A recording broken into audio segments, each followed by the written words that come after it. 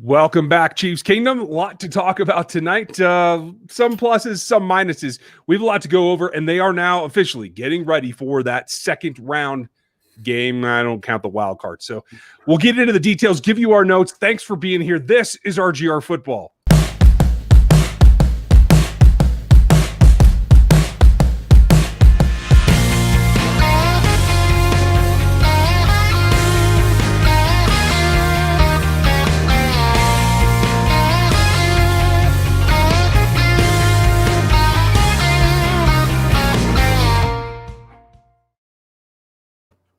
And welcome back. It's been a very, very long season. We're going to talk about how it ended.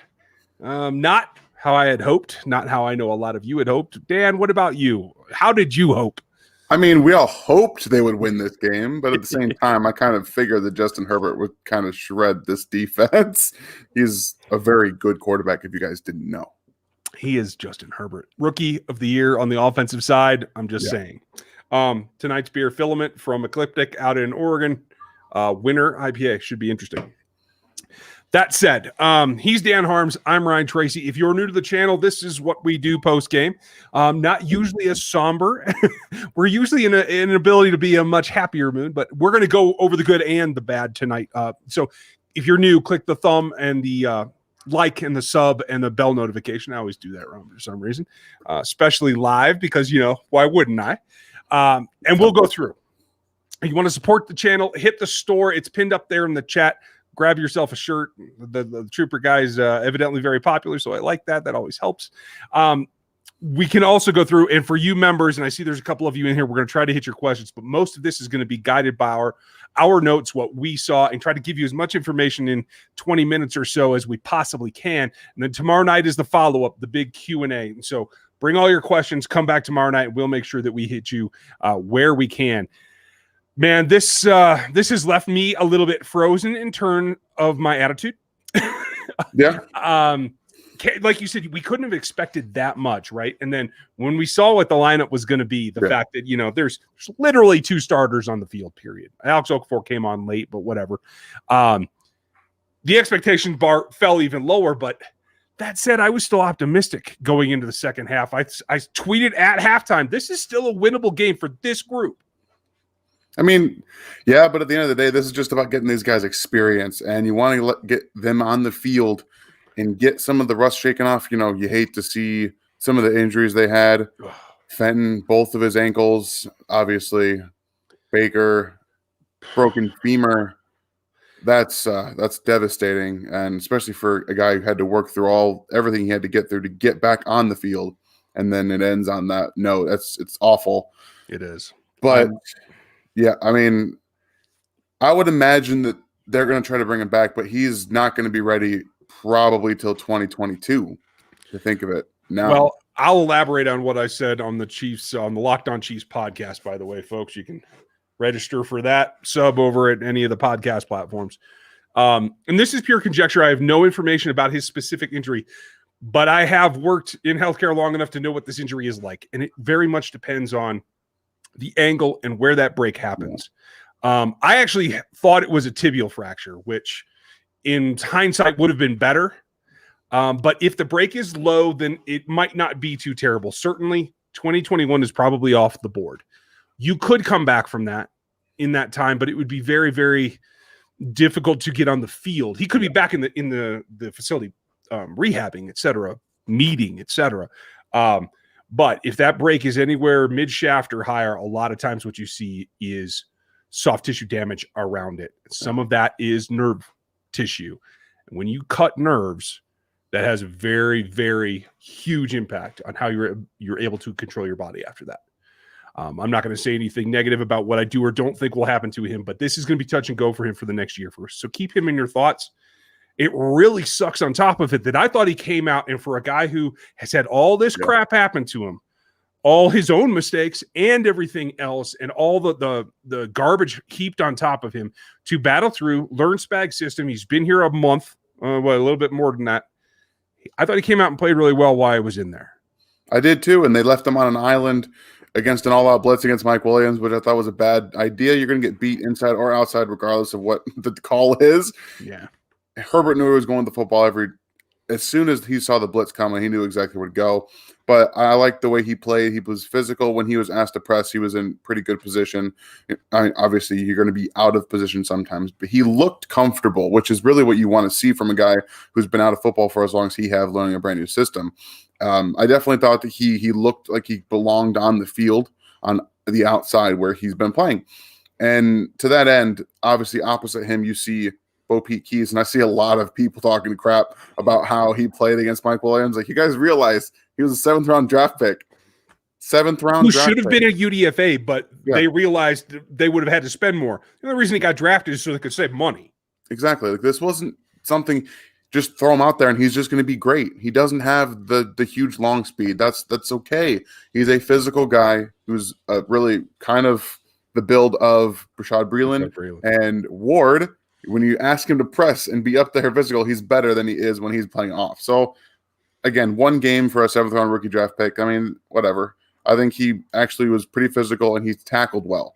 That's really all I wanted to see from him. And you're going to get beat against veterans and guys with speed. That's just kind of how it is. I agree with you completely. And I would say that I'm actually happier with Keys than I expected to be. Yeah. Given his skill set. And for those of you who have been Chiefs fans 10 years or less, he is in the mold of Bashad. Bashad is in the mold of Sean Smith. Sean Smith is in the mold of James Hasty. Yep. That's what they do. Physical, exactly beat you up corners, and I love it. James is probably my favorite DB that ever played for the Chiefs. Nothing against Ron Cherry, but that physical ability to be in it man to man. And Mike Williams is a strong person. I came away very happy with him, and that's great to see. Now, Willie is a whole different story because Willie should be a starter. He was a starter this game only because he's ramping up. For him to have this ankle sprain, and it looked like a high ankle sprain to me, that's just my personal opinion. I'm not a physician. Again, like I said earlier, this is my experience talking. It looks like a high ankle sprain to me, but that has a wide range of degrees. So we'll just have to see when he gets back at practice. Yeah, it's going to be touch and go because if those high ankle sprains, depending on, like you said, it could be anywhere from he could be okay in 2 weeks to he might miss a month, and you don't really know. And obviously, we might get lucky with Clyde Edwards-Helaire on his high ankle sprain coming back for the first round, which you really hope for. But that really takes me into another positive point. And Darwin Thompson, I loved the way that he ran the football in this game. I think he ran one powerful. He also displayed a lot of the things that we saw in college, his jump cuts. He was very crisp in and out of his cuts. And that was what we thought we were getting in that guy. But unfortunately, when you have talent in front of him, you're not going to always see that.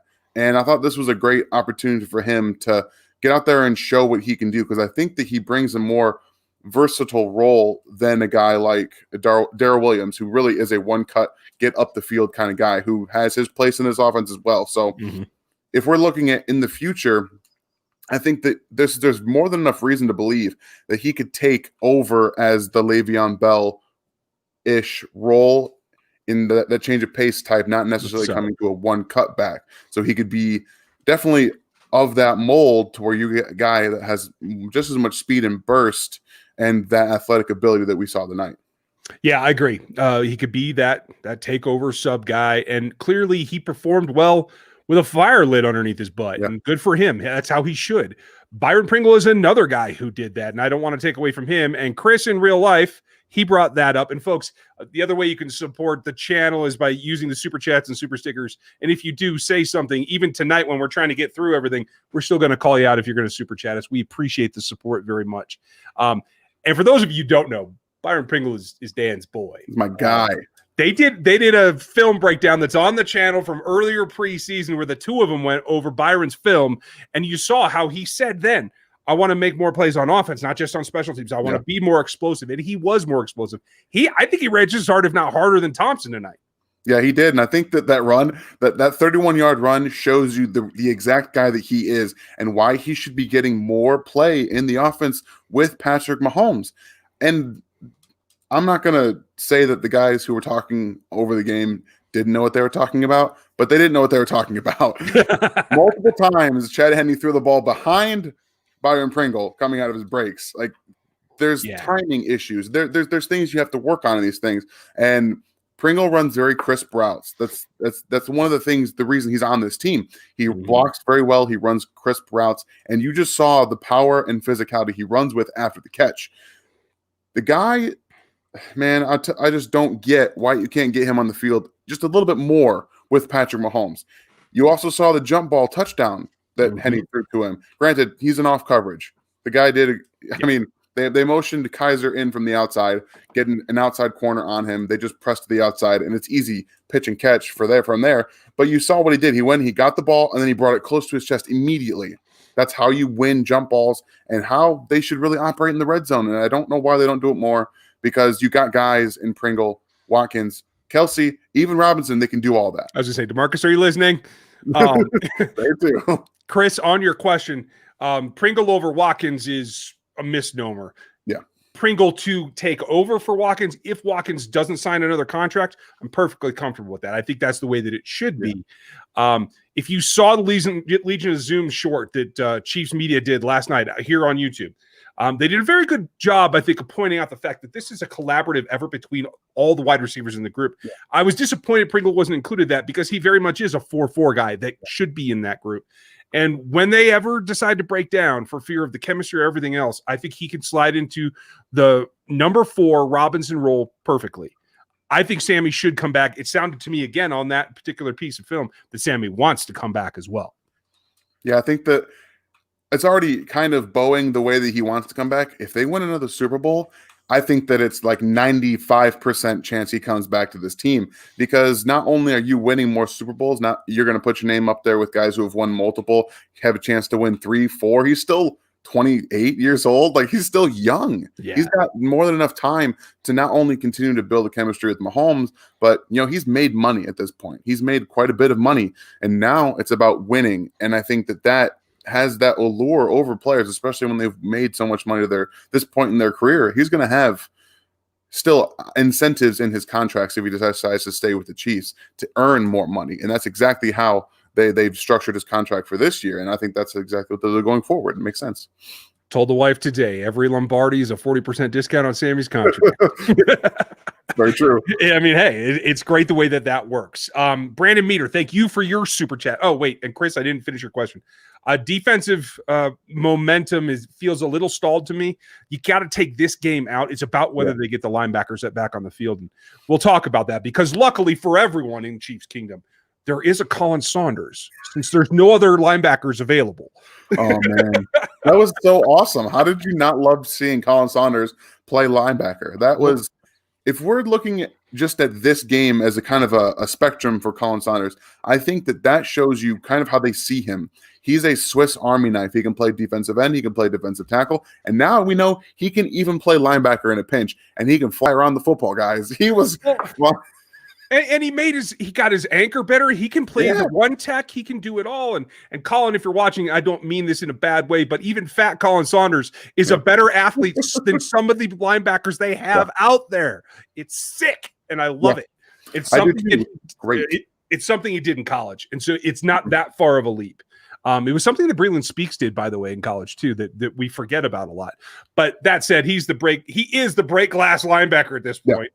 And he might get pressed into service if Hitch actually has COVID still. We thought he was a close contact, but he's been out a long time for a close contact, so we don't know. That is a concern. But Brandon brings up a very good point that Tim Ward looked good too. He had a couple of plays where he showed some explosion, a couple of plays where he actually made the play and popped off the screen. Yeah. And I didn't feel I didn't notice him as much that way as I think some other analysts did. I know Craig pointed him out. I know you did. My big thing is I didn't see him in a negative way. I didn't see them losing the edge on his side. I didn't see him getting blown off the ball. I was happy. Yeah, no, Tim Ward looked every bit like I assumed he was going to be. This is his second year on the team now, right? If I'm not mistaken. Yeah. So, yeah, he's a big guy, another defensive end that fits the mold that they're looking for. And he didn't come off, like you said, in a bad way. He was doing the things that he needs to do to show that you can play in this system. And I just having some flashes here and there is more than enough, especially against a Chargers offense that was, for the most part, their number one guys. They didn't have Keenan Allen because he's got COVID. So, but they did a lot of good things on this defense, even though the score doesn't really show that. I think that there was a lot that you could take away from this in a positive light, especially for young guys like Colin Saunders, Tim Ward. They just did a good job of doing what they needed to do and showing that you can play in the system and not be just a big, I can run at you and beat you all day kind of thing. And Colin, if you do see this, reach out to me. You come train with me this offseason. I live at 9,000 feet. I will get you the place where you could play linebacker. I guarantee it. And I feel like the makeshift offensive line, defensive line, Colin played a part in that. And I think you see that Colin can still play. It's just that Tershawn Wharton has been such a surprise that he's lost those snaps. Mike Pennell, I'm guessing, is probably not going to resign. Mike's been great against the run. He still is. He's still better than Colin against the run, so it's justified. But I can see him sliding into that role next year. And on the offensive side, man, I thought they started hot and I thought they petered out pretty bad. For sure. But having Wiz and Kilgore in justified everything we've been saying, in my opinion. How did you feel? Yeah, I didn't see much pressure up the middle. They got some movement as well with the interior offensive line. Durant looked pretty okay. Rankin was solid for the most part. Obviously, that one sack that they allowed, the safety was just getting his arms out in front of him, trying to jump on the defensive end a little bit. You're going to get out of position.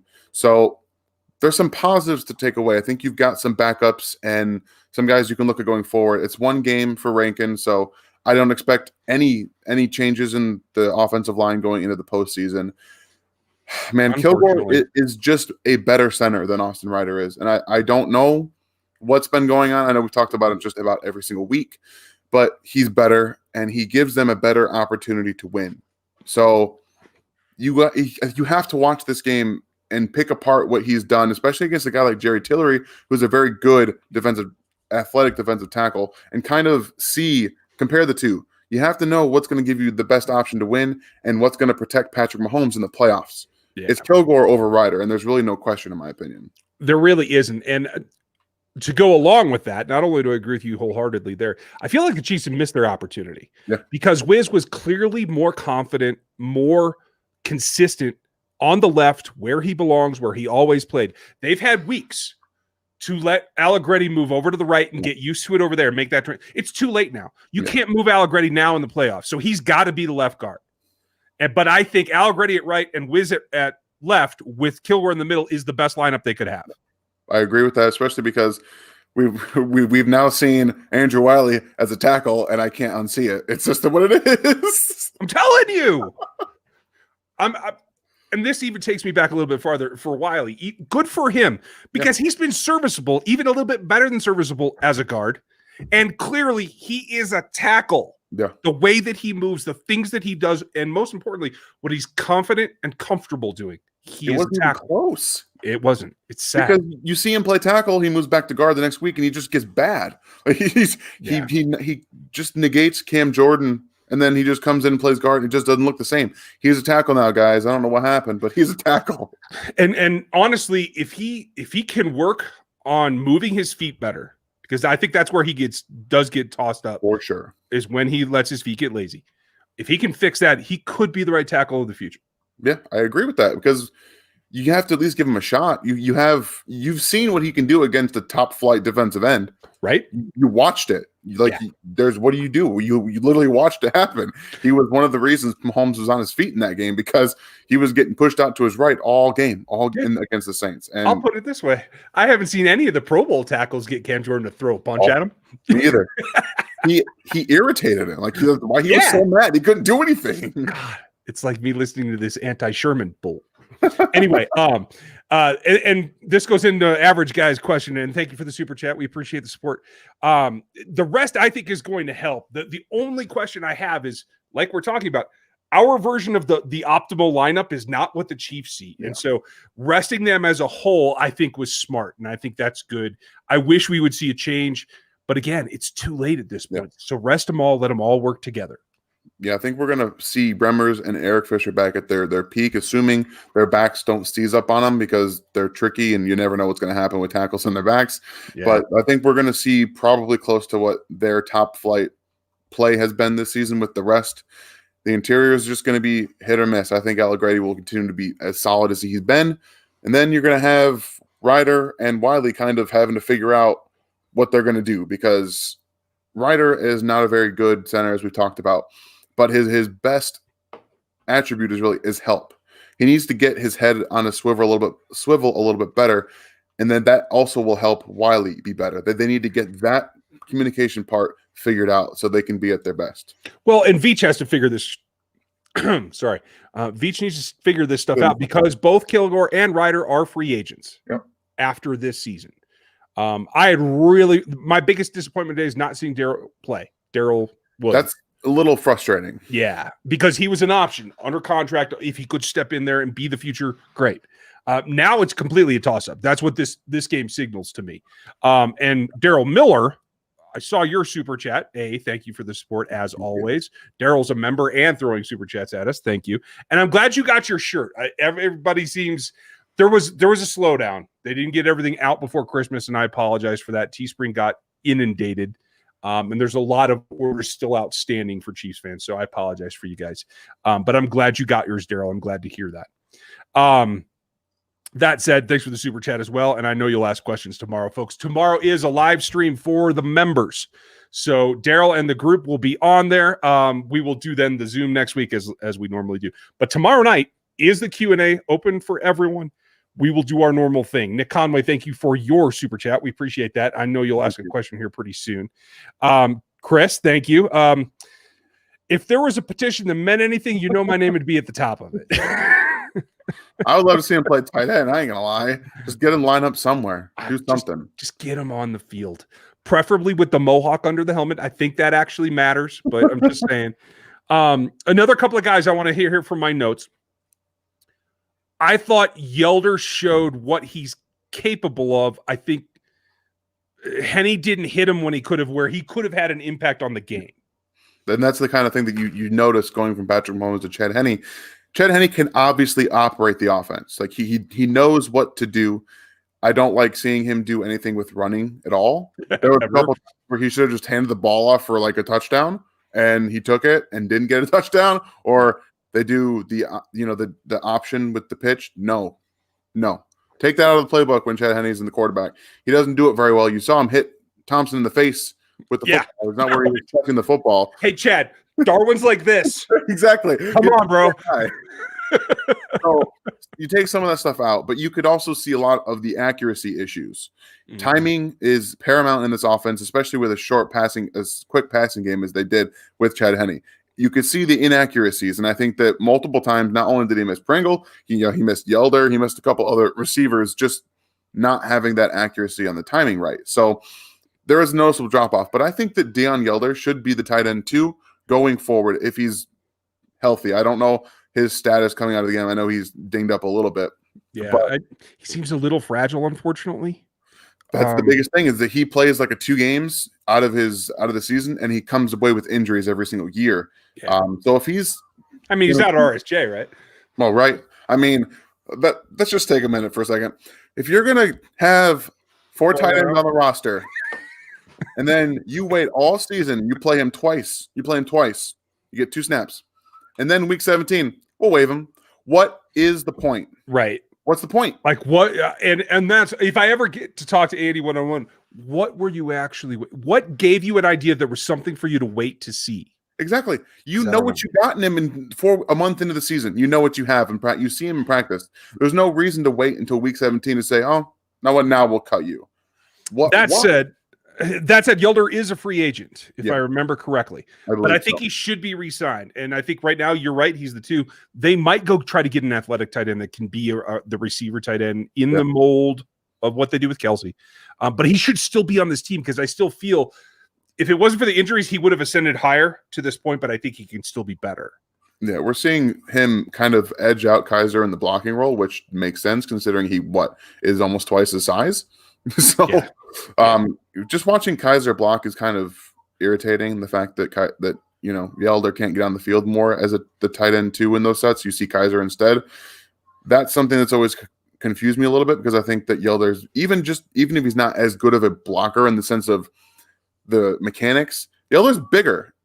He can do more when he gets his hands on you. So why don't just let him be a run blocker and kind of deal with it that way? So some of the things they've done with their tight ends this season outside of Travis Kelce has been very confusing, and I'm hoping that we get a stop to that. Just bring back Demetrius Harris, guys. I'm ready for it. He can at least run block. That's it. That's it. You're banned. Get out. I'm so ready. We were complaining about tight end 2 when he was here, but all we've done since he's left is complain about tight end 2.